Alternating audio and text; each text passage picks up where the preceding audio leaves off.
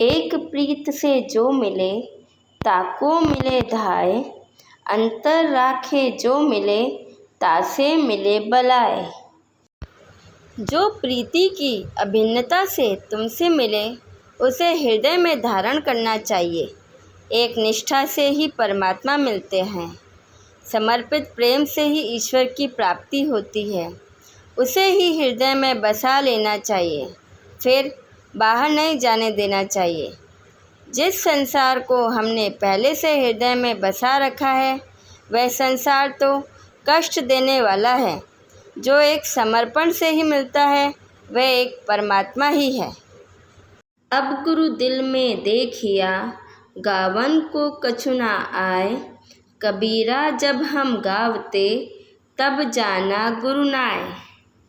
कबीर जी कहते हैं, जब हमने अपने हृदय में गुरु का दर्शन कर लिया फिर उसके बारे में लोगों को बताना अपना गौरव मान ही है।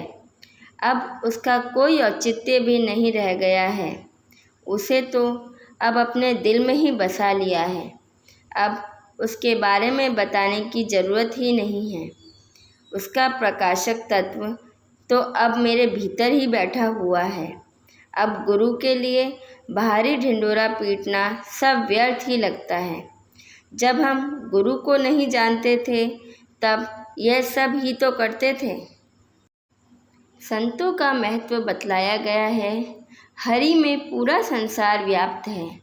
परमात्मा और उसका बनाया हुआ यह सारा संसार जिसमें भगत भी हैं एक हरि में ही व्याप्त है।